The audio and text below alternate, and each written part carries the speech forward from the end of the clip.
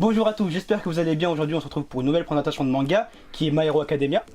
Je suis en compagnie de Thierry, comment vas-tu? Ça va très bien et toi? Super. Bonjour à tous, j'espère que vous allez bien. Comme il vous l'a dit, aujourd'hui au programme c'est My Hero Academia. Donc moi je vais vous présenter la version papier du manga et lui va vous présenter la version animée. Donc j'ai trouvé intéressant de faire cette vidéo avec lui, puisque moi je débute juste sur le manga, j'ai lu juste les 4 premiers tomes et lui a regardé tous les épisodes sortis en version animée. De plus, moi je n'ai pas vu la version animée et lui n'a pas lu la version papier. Du coup c'est un bon moyen de comparer objectivement les deux points de vue. On va commencer tout de suite. My Hero Academia c'est sorti en 2014 au Japon, c'est arrivé en France en 2016. C'est édité par Kiun, ça fait 9 tomes, il y a le tome 10 qui sort le 7 septembre en France. C'est écrit et dessiné par Kohei Horikoshi. C'est aussi le créateur de Crazy Zoo. Est-ce que tu connais toi? Pas du tout. Ouais, je connais pas non plus, donc tant pis, on n'en parlera pas dans cette vidéo. My Hero Academia, c'est un manga shonen pur et dur, hein, ça vous pouvez pas vous tromper là-dessus. C'est un manga action, comédie, il parle aussi de vie scolaire dedans et pas mal de surnaturel hein, avec leurs super pouvoirs. On va suivre l'évolution de Izuku Midoriya qui veut tout simplement devenir le plus grand super-héros de l'histoire. Faut savoir que dans le monde dans lequel ils évoluent, 80% de la population est dotée de super pouvoirs, sauf Izuku. Pour ce qui est de l'histoire, pour ma part, elle m'a pas mal perturbé puisqu'on y retrouve tous les codes du shonen habituel avec un but à atteindre pour le héros. Un idole, une histoire basée avec pas mal de super pouvoirs, de l'amitié, on en parle aussi pas mal, une héroïne qui accompagne le héros tout au long de l'histoire. Comme le monde est rempli de super héros, vous allez vous en douter, il y a pas mal de personnages super badass. Par exemple, le rival du héros, son alter, donc son pouvoir, c'est de pouvoir faire des explosions partout. Un autre rival du héros contrôle le feu et la glace en même temps, donc c'est pareil, c'est quelque chose de super classe. Mais dans le même temps que les codes du shonen sont consolidés, ils sont à la fois brisés par d'autres aspects de l'histoire qui sont assez bizarres, on va dire. Puisque le héros de l'histoire, on n'a pas du tout envie de s'identifier à lui, puisque c'est quelqu'un de super fragile, pleurnichard, il n'a pas de pouvoir contrairement aux autres. Normalement ça aurait dû être le bon pote du héros qui est là pour faire une petite touche mignonne, on va dire.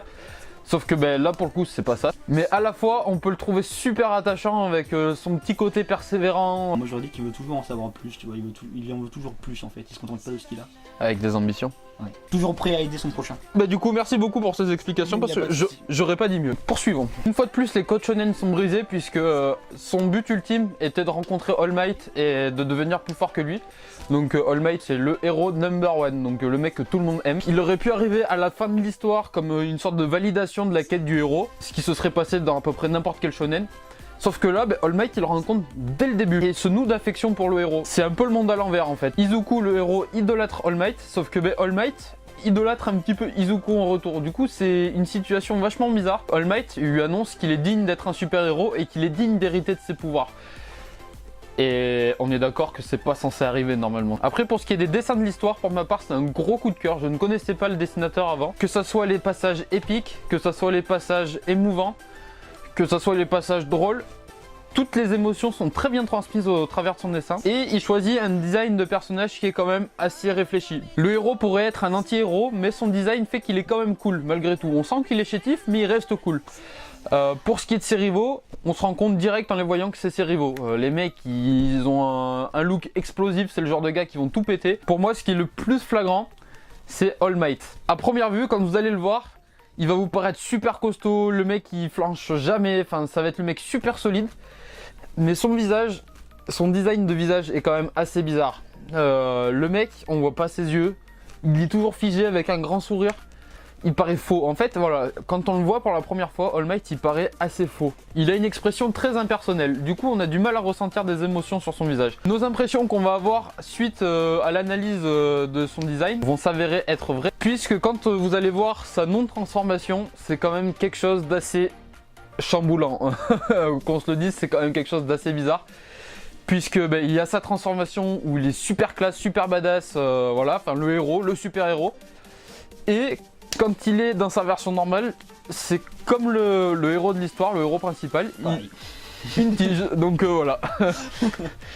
Il est super fin, on peut pas s'identifier à lui, on peut pas l'idolâtrer, c'est pas possible. Donc c'est super perturbant une fois de plus et ça vient casser les codes du super héros super classe. Après, pour ce qui est des phases de combat, elles sont vachement bien représentées en version papier. Elles sont vraiment très belles, elles arrivent à être dynamiques, même si ça reste des images figées, elles arrivent à rester dynamiques. Pour ma part, la présentation du manga papier est terminée, donc je vais te laisser la parole maintenant Thierry pour me parler de la version animée. Donc voilà, je te fais confiance. Les informations qu'il a, c'est lui qui les a cherchées, c'est pas moi qui lui ai fait son script.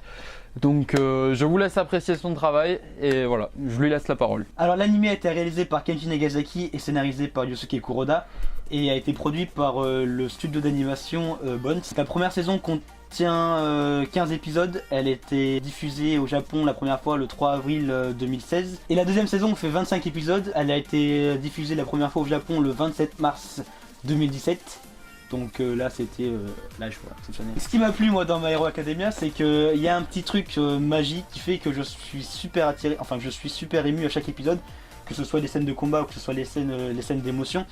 On est dedans, on n'a pas la tête ailleurs, c'est le manga et Et t'oublies ce qu'il y a autour. c'est ça, on n'arrive pas à s'extirper du truc, hein. C'est un mot super que j'ai jamais utilisé. Toi tu prends vraiment trop de risques. Hein. Ça contredit un peu ce qu'il a dit tout à l'heure, mais genre je me mets à la place du héros, quand il est dans les scènes d'action bien sûr, ça m'émeut, voilà.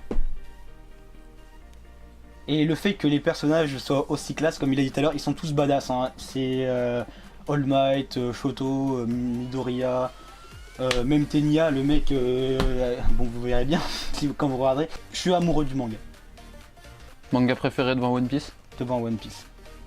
Pas mal. Vous vous rendez pas compte, mais il a découvert My Hero Academia il y a un an. One Piece, il connaît ça depuis qu'il est tout petit. Hein. Donc pour vous dire pour qu'il vous dise que c'est devant One Piece, c'est que vraiment il doit apprécier quand même. J'ai peu lu dans ma vie des mangas de baston comme ça, mais franchement, je dois avouer qu'il est franchement très très bien. Il a même pas vu Naruto, c'est pour vous dire. Naruto quand même. Hein. Ils ont tellement fait. Il a même un poster de Boruto, on sait même pas pourquoi. C'est clair.